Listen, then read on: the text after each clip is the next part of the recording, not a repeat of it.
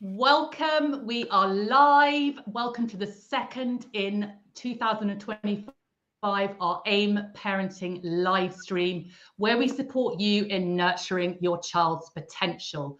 Today, we're diving into the hot topic of early reading with our special guest, Randall Klein. Randall is an early reading specialist and author from Bozeman, Montana. He has taught in multi-aged early childhood classrooms for 16 years, and he is the author of the Klein Method of Early Reading Mastery, teaching children how to teach themselves to read. Randall has successfully taught hundreds of children from ages 3 to 7 years how to read and has used his experience to formulate the techniques and methods he now delivers to educators and parents in his presentations and workshops on developmentally appropriate early reading instruction. Randall wants to raise awareness about the importance of clear, structured, and age-appropriate reading instruction for young children, especially those aged 3 to 7 who are just starting to or struggling to read. Randall's methods and materials align with the principles of the science of reading. Welcome, Randall. Thank you for inviting me. I love talking about reading and helping parents and teachers understand the process of helping young children learn to read. And this is such a hot topic for everyone, isn't it, Randall? I mean, how can you go through life without learning how to read really well? So thank you so much for all you do. Yeah. And yeah, I think it's time for us to start. So before we dive in, Randall, with our questions, could you just briefly share, I think it'd be really interesting for our audience, what first inspired you to pursue this work and what keeps you passionate about it today? When I was a very young man working in early childhood classrooms, our principal came back from a meeting with the superintendent, and she was telling the superintendent that we were doing a really good job. This is back in the 80s, which a long time ago, I'm an older guy, that we were doing a really good job sending children to first grade reading, which at that time was not necessarily the norm. So that we really felt like we're on top of it. We had a really good program, and children were going to first grade and reading. and the superintendent looked at the principal and said, "What about the 3-year-olds?" And for some reason, when she said that, it's like an anvil just sort of dropped on my shoulder. I went, what does that even mean? So it just got me thinking, like, what is this process that we call reading, and why do some children get it? Why does a 6.5-year-old do it fairly easily? What can I do with a 3-year-old? What does that mean? So I started a very deep dive, now over 45 years, a deep dive into trying to understand how I can start to prepare a 3-year-old to learn to read without pushing them, without stressing them, without doing anything except having fun. So I'm all about games and activities, and I'm all about the main theme of my work is teaching children how to teach themselves to read. That is the reality of it. Children actually teach themselves to read, and we're just in the process of preparing environments, guiding them with choosing instructional materials, having fun with them, interacting with them so that they can build skills and start to apply those skills to what we call reading or printed matter. Analogy that I like to use, which we'll see how strong it is, but is swimming. We think we teach children how to swim because we take them to swimming lessons, but I think that's totally wrong. We do take them to swimming lessons, and they get all sorts of opportunities to be in the water, to feel comfortable, feel safe, put their head under the water. We have little tricks and games we play with them, but ultimately they're the ones that figure out how to move. They're teaching themselves how to swim. Children teach themselves how to read. So that's one of the things I like to emphasize. That's a great analogy. I really like that one.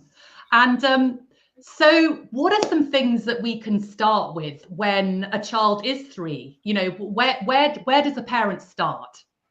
Okay.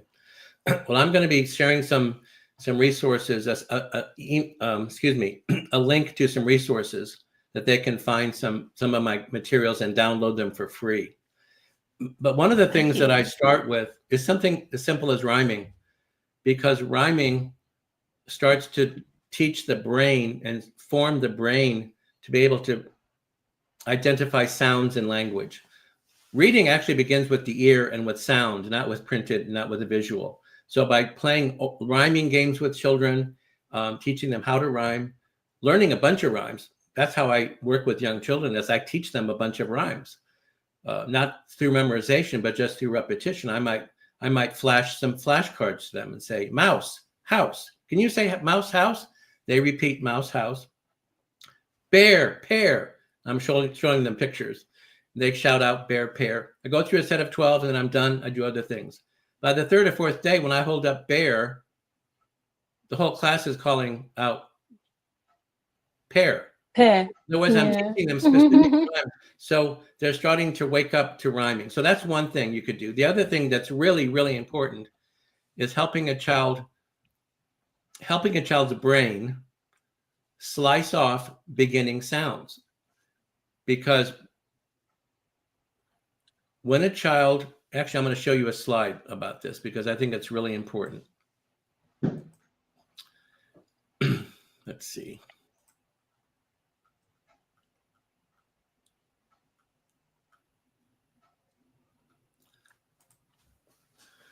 When a child can look at bear and say B all by himself, then that symbol starts to make sense in a different way than it did before.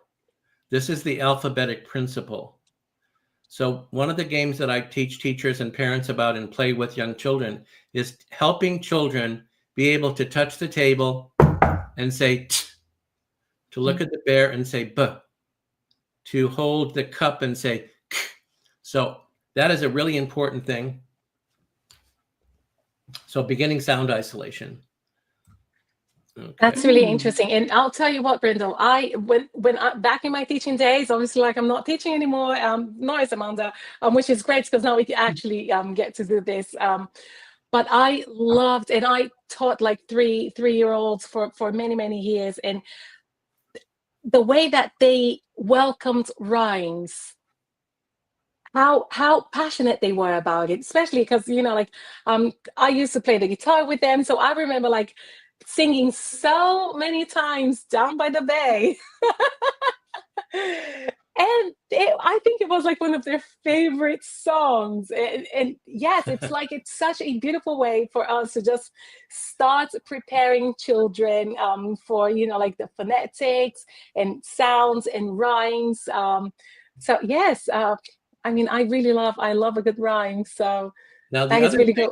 Yeah. The other thing I want to emphasize, actually, I'm going to show you real quick one of the games that you can download. Let's see, where is it? Here we go. Just a little bingo game I play with 3- and 4-year-olds where I'm saying, who has a ball? Who has a monkey? And so when they have their game piece and they have the monkey, they'll put the game piece on monkey and repeat monkey. Oh. So I'm getting them to say it, repeat it after me, so their brain can start to learn how to do that. So that's what I mean by beginning sound isolation. And remember, that has to do, the reason I'm doing that is because I want to teach this. Yes. And if the child can look at bear and say, but, then I can start to work with that. So the other thing I want to really emphasize is the alphabet. And children who struggle in reading, often I go to schools. Whenever I go to a school, I work with children so that teachers can watch me, which they don't get a chance to watch other teachers teach sometimes. So I'm working often with 1st and 2nd grade struggling readers. And what I find almost universally is that many of them actually don't know their alphabet that well.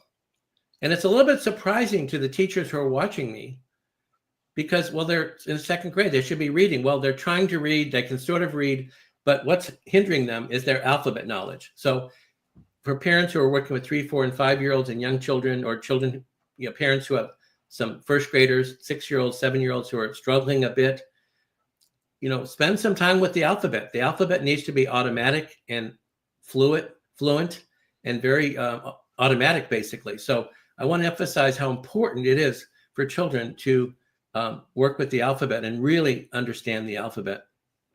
When you say the alphabet, Randall, are you talking about the alphabet sounds or A, B, C, D? Because I know a lot of children I've come across can go A, B, C, D, E, F, G, but they don't necessarily understand the sounds, which is obviously going to be the first step in learning how to actually decode words. So Right. what's your thoughts on that? Well, I come from a Montessori background, and many preschools also use the principle of sounds. The sounds of letters are what we use to read. We don't use letter names. Now, there is a utility for knowing letter names when we're spelling, and like, what's your name? My name is David. How do you spell David? D-A-V-I-D. But sounds are what a child's going to use when he starts to decode simple words. So I really emphasize the sounds of letters.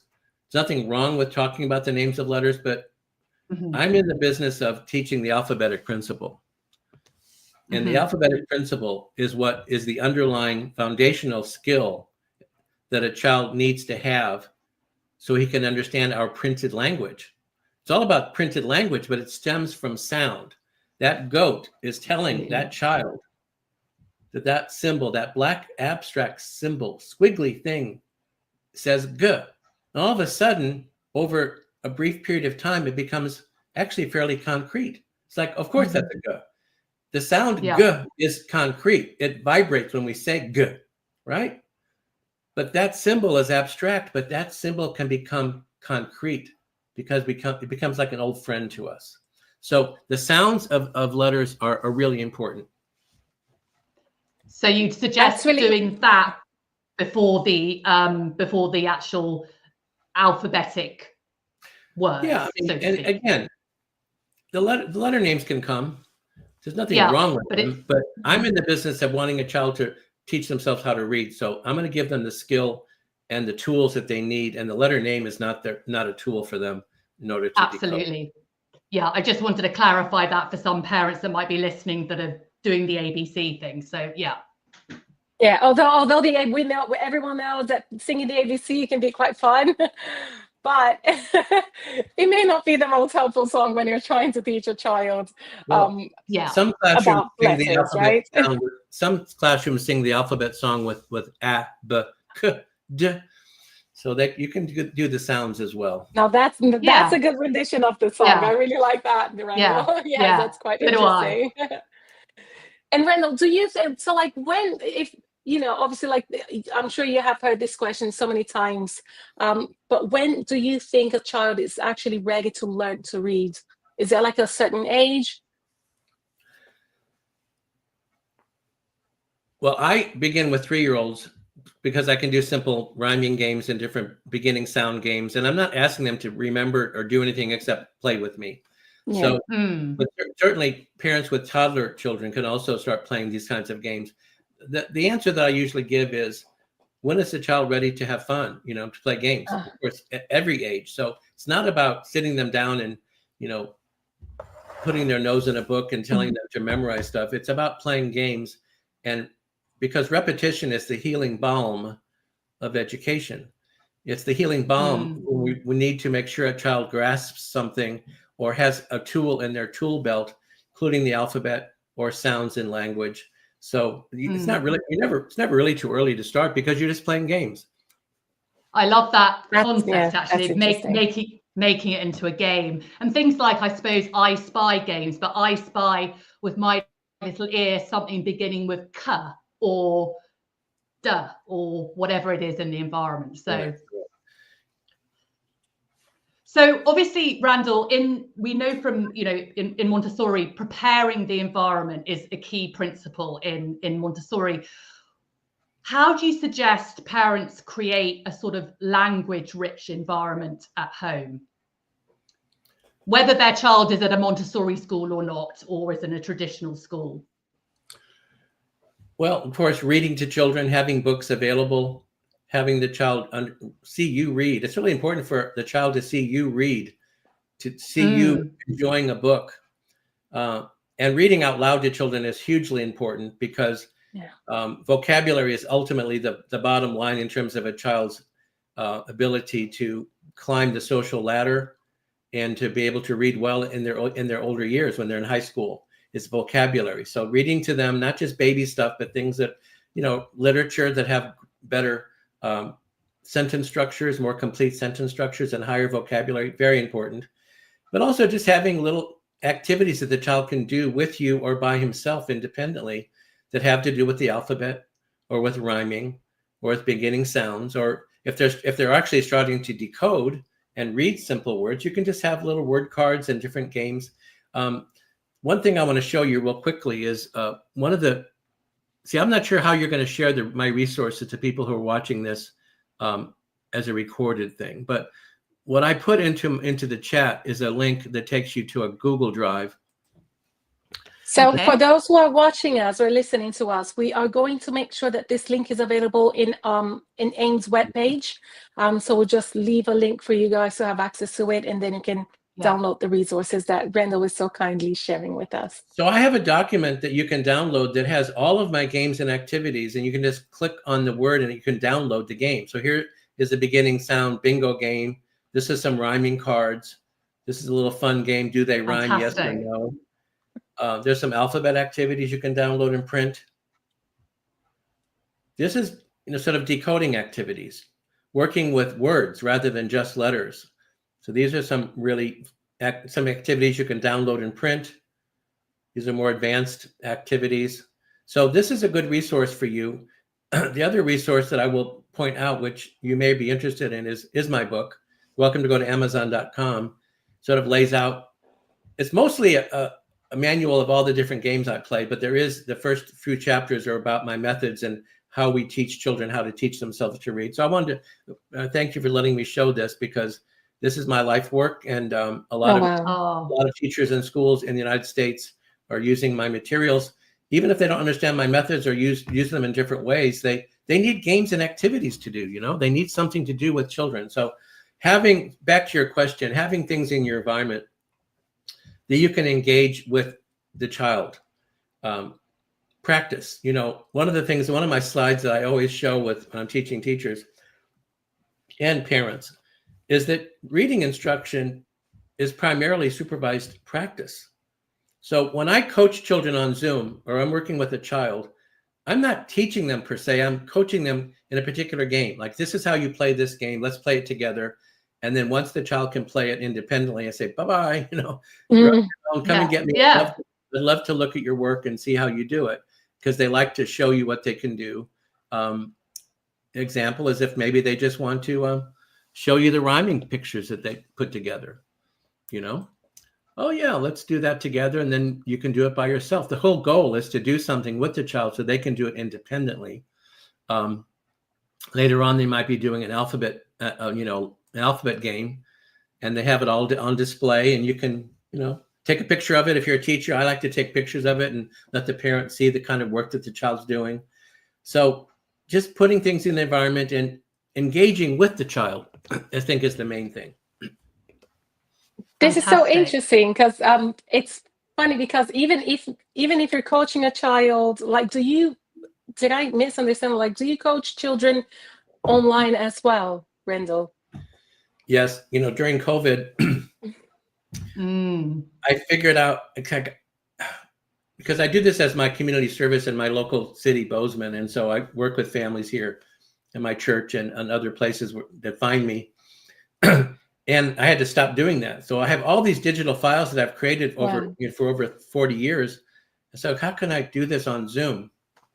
Yeah. So I figured out a way where I can put a game on the screen. And like, for example, but I don't want the child moving a mouse, because it would take forever, right? Because these are 4, 5, and 6-year-old children. So I have it so that they tell me where to put the game piece. So, for example, if there's a picture of a cat, and there are three words underneath, you have to choose the right word. Which one says cat? They'll point to it and they'll say number 3, and I'll move the game piece into that circle. It says number 3. So I found ways for them to engage them, to have them practice, but I'm moving the game pieces. They're not having to move a mouse. So yeah, and in fact, I have found that it's most effective for me to do it on Zoom, because if I'm working with a child in person, I'm always having to put away boxes and open up games and put things away, and it takes too long. So it's a different kind of a thing than if I were doing a classroom, because in a classroom, I do want the child to just take a game and, sort of like these little boys here, and let them work with it. And they don't need me. They might make some mistakes, big deal. I'll look at it, I'll observe, go, oh, wow, okay. They have a picture of the monkey there underneath the G. I don't know if you can see that. Well, that's fine. They thought it was a gorilla. Pretty good mistake, I'd say, right? Yeah. So you have to learn to let them make some mistakes and not worry about it. But the principle is these child are associating sounds and symbols. Sounds and symbols. They're associating them. And that's the core of what reading is, really. And So speaking just of for mistakes, Randall. Oh, sorry. I Do was you just going want to to go say, first, Amanda? I was just going to say, Randall, just for those that might not be actually watching the live stream and having a visual in that picture, what were the children actually doing? What was the game? These two little boys had a little stack of cards that have pictures like X and alligator and moon and monkey and sun. And they would take a picture like socks, and they would slice off the beginning sound and say, S. And then they'd look and see, where is the letter S? And they'd place it underneath the letter S. So they're associating a sound to a symbol. And through the repetition of these kinds of games, that symbol, that black abstract squiggly S symbol, becomes very concrete to them. And so it's just a game, it's repetition, it's hands-on, it's manipulative, it's independent, there's movement. So this is a classic Montessori concept, but of course you can do this kind of thing in the home.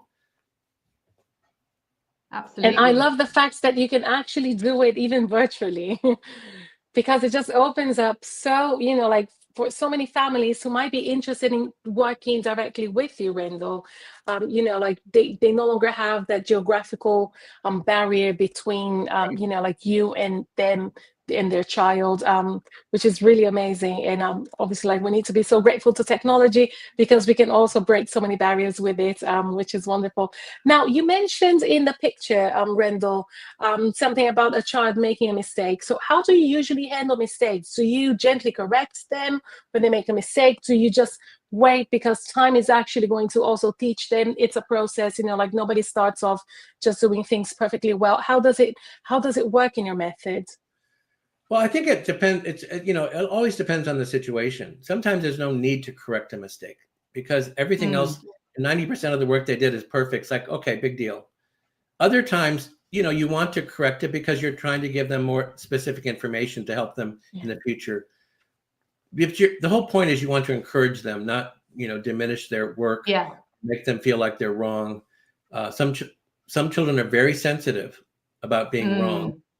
Some children, hey, big deal, one of the things I like to do with children, especially little boys, I don't know why, but it's little boys. I'll be playing a game with some children and I'll say, okay, now I'm going to make it, can I make it harder? Can I make it harder for you? And the response is always, yeah. It's like they're saying, bring it on, pal, try to trick me. And so that's it, they love a challenge. and the principle there is that if you're not continuing challenging children, making it a little bit more difficult, you're going to lose them. It's like, why would they want to hang around with you if you're treating them like babies and you're not letting them, their souls understand that they need to get places, right? And if you're not letting them move along toward mastery and growing up, they want to grow up. If their souls don't sense, their subconscious mind doesn't sense you're moving them toward greater mastery, toward growing up and doing big boy work or big girl work, they're going to eventually say, bye-bye, I got other things to do. So it got boring. No, thank you. Because it's funny because like this is part of one of the live streams that Amanda and I presented on the self-determination theory, and obviously like one of the 3 fundamental needs that we all have as humans and not just as children is the mastery, isn't it? So like we're always trying to gain new skills and to just perfect our skills as well. Which is wonderful because like this is exactly what we need to give children. And it's kind of like that Goldilocks paradox, isn't it? It can't be too easy, but it also can't be too hard. It needs to be like just that sweet spot in the middle that just adds a little bit more of a challenge for them. That is encourages them to go forward, I like right? the Goldilocks thing because, like I said, to me, reading instruction is primarily supervised practice. And I'm trying to pass off to the child the responsibility to do work. It's his responsibility. But it's my 100%. But it's my accountability to make sure he's doing the right work. Not too easy, not too hard, just sweet, right in the middle. And he gets a sense of success, because success breeds motivation. One of the other things I want to mention is that, and I'll put this in the chat box, which I haven't done yet. You can go to my website, randallklein.com, and I have all sorts of videos you can watch for parents and teachers who want to learn some of the things I do. Again, you can download my games and activities, and you can watch some of my videos to learn how to use them. So I wanted to bring that to your attention. Also, this Friday, the 24th of January, and actually it's going to be available year round, but we're having the Authentic Institute of Montessori Summit, online virtual summit. And I'm giving 2 presentations on Friday on reading. And so you might want to check those out. They're free for 24 hours. You can register and watch them for free for 24 hours. Or if you're a school or school director, you can actually pay for all access and have them available forever. And watching these many like 32 or 35 different presentations from various educators, which are really all very interesting. Fantastic. Yeah. And just on that note, actually, Lucy and I will also be presenting. We're presenting tomorrow. Yeah. Cool. So we are presenting on how to go from chaos to calm. So again, it's free. It's running from the 21st till Friday, and you can still sign up, and it's completely free for 24 hours. And then you can also buy the all access passes Randall mentioned. So yeah, lots of good inspiration there, I think.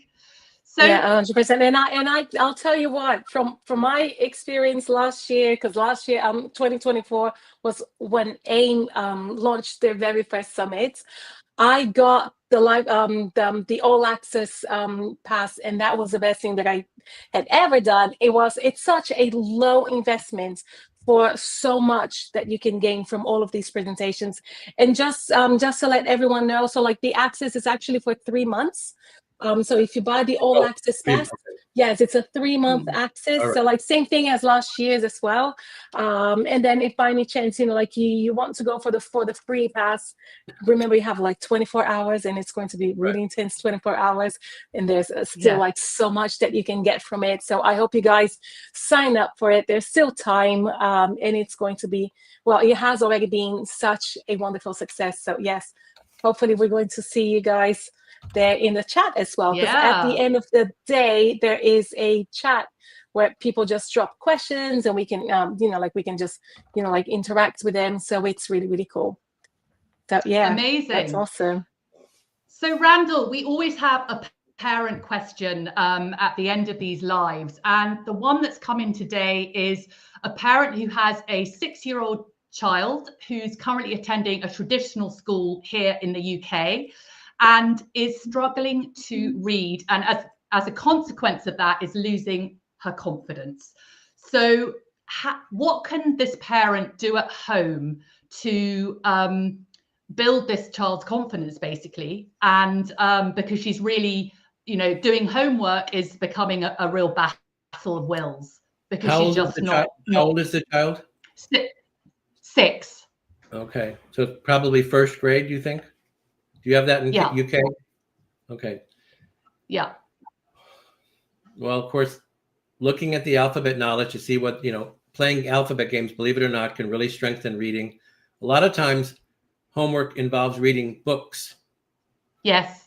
But reading problems and reading success primarily occurs at the word level. So when I'm working with a child who's 6 or 7, who's maybe struggling a bit, needs to, up their game, and losing some confidence, I work with words, decoding words, 3-letter words, 4-letter words, 5-letter words. The decoding process is fundamental to everything. And so the child who's struggling with reading stories, even simple stories, is a child that is actually probably struggling at the word level. Yeah, they're not actually decoding as well as they could be. So that's one clue. In fact, this happens even in high school and middle school. Children who are really struggling, they're not reading words very well, but they're being asked to read textbooks. So it's really a really hard thing to do. So it's hard to give a parent like that as much advice as I'd like to, but looking at the alphabet, playing alphabet games, and also reading simple words. Let me just show you real quickly. one of the games, for example, that you'll find in the download. Let's see, come on, here we go.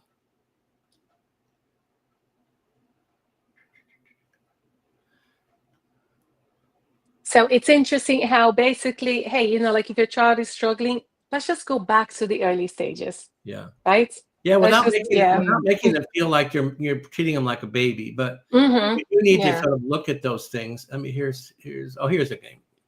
Just something simple you can download. Now this is for 3 letters, FAN, 3 letters, fan. Yeah. Mm-hmm. But also in that same sheet, I have that same game with 4 letters and with 5 letters. So you can find a game by looking. Again, I'll go to this particular. This document has all my games. So there's some alphabet games. Here's some decoding games. So down here, again, people who aren't watching this live, I'm just showing them the different images of my different games. So in this particular one, this is the 3-letter word choice. Over here is the 4-letter word choice. So there's different things you can do. And I think just by looking at this kind of an image, this helps teachers a lot. They go, I have a child, I'm trying to figure out what to do with them. And they look at a game, go, oh, that's perfect. That's what I want to do. That's the game I want. So let's see. And then here's some silent E. A lot of times children are struggling with silent E. So again, just looking at these images, it will give you an idea of what maybe you can practice with the child at home. But remember, the alphabet is hugely important. And also just being able to decode words is going to allow them to read connected text and books much more easily. Fantastic. Yeah, it makes no sense. Yeah, it makes a lot of sense, doesn't it? Because we still, obviously, like we know it's out there, and we still see grown-ups who cannot tell the difference between you are and your when they're writing, or they are and they're. So it is obviously like it is something quite common that deserves a lot of attention. Obviously, like we'll, you know, like always strive to keep everything very age appropriate, because as I said, right, Randall, it's like it's not about, you know, like making them feel silly, making them feel like they haven't achieved anything, or that maybe like they're just, you know, like a bit too late. I'm going to show you one more thing that I have to show people real quickly. Because it is the most important reading readiness skill of everything in the whole universe. Oh my goodness, that's quite a statement. If I can only do one thing with a child, one thing only, this is what I would do with them. And let me see if I can find it. Here we go. Children need to be able to take spoken language apart. So the word goose is spelled with 5 letters, but it only has 3 sounds. G, oo, s. The child's ability to look at goose and say g, oo, s is hugely important. B, a, x. B, oo, t. Okay. Guess what picture I'm hiding? Let me do a different one. Okay, let me do this one. G, oo, s. Goose. So now you're showing the goose. That's it, really. Let's do one more. Listen carefully and watch my mouth. G, o, t. I think it's a goat. Yay! Let's do one more. It's sort of hard to do this on over Zoom because the sounds just don't travel quite as well. Here's one more. Ready? B, d. It's like a bird. There you go. So what I'm doing is I am modeling. This is called the blending game, and I'm modeling the taking apart of a spoken word. Right? I'm asking the child to blend the sounds together, which they have to be able to do when they read. But I'm teaching their brain how to take apart. So I'm going to end by just saying one of the games you can download, which helps a parent play this game, is this little bingo game. Fantastic. So that's really cool. A bingo card, and you say, okay, where is the b, s? Anyway, I needed to say that because that is really important. And children who struggle in 1st and 2nd grade often don't have that specific skill, which is called phoneme segmentation. Oh, thank you. Segmentation. Yeah, that's really good. So yeah, it's funny because I was going to ask you about like a golden nuggets that you would like to leave our audience. Like, I'm pretty sure this is it, isn't it? I think that's it. Yeah. That is the golden nugget. Oh, that's it. Thank you. So we're about 35 minutes in, Randall. Thank you so much for sharing your wisdom, insights, and your own journey and how you came to do the work you do today with us. So, and I know this episode, it's such a hot topic at the moment, is going to inspire so many parents out there that may be struggling or just want to get their child having a joyful and curious relationship with reading. I think that's the goal, really, isn't it? So it becomes a lifelong love of reading books. So thank you so much. And great pleasure. I appreciate the opportunity to talk about this, and I'm happy to come back anytime. Yeah, it's been such a fun live stream, I must say, because it's like it always, like brings us back to our teaching days. It refreshes us as well of everything that is, like around the reading instruction.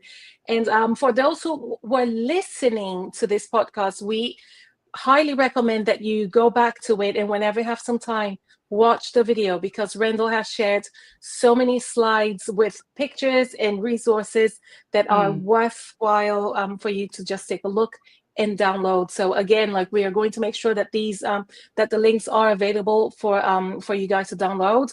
And one thing that obviously, like, I have to say, when you guys download, and this is like the teacher in me giving you this advice, if you can laminate them, please do so, because like then you just have a game for life.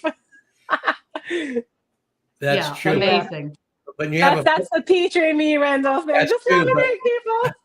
That's true. But when you have a child who's 4 years old, he's done with that game in 1 month, and you're on to something else. Now, if you have multiple children, if you're a teacher, I agree. Elimination makes it last longer. It goes a long way. It goes a long way. And the thing is, you can always you can always share that game with someone else as well. So it kind of like passes it forward, right? So it's good. Hey, sharing is caring, people. So keep that in mind. That's really cool. Well, Randall, is there anything else that you would like to share with us? No, I put my email address and my website into the chat, and people can reach out. I'm happy to answer questions. And again, on my website are some really instructional videos that they can watch. We'll give them a really good idea of where their child might need to have some help. And also the summit on Friday, the presentations that I'm giving on Friday, I really spent a lot of time preparing them, and I think you'll enjoy that.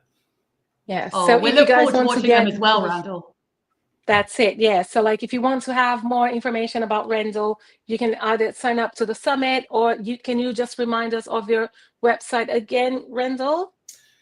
Well, I have it in the thing at earlyreadingmastery.com, but you can also just go to randallklein.com.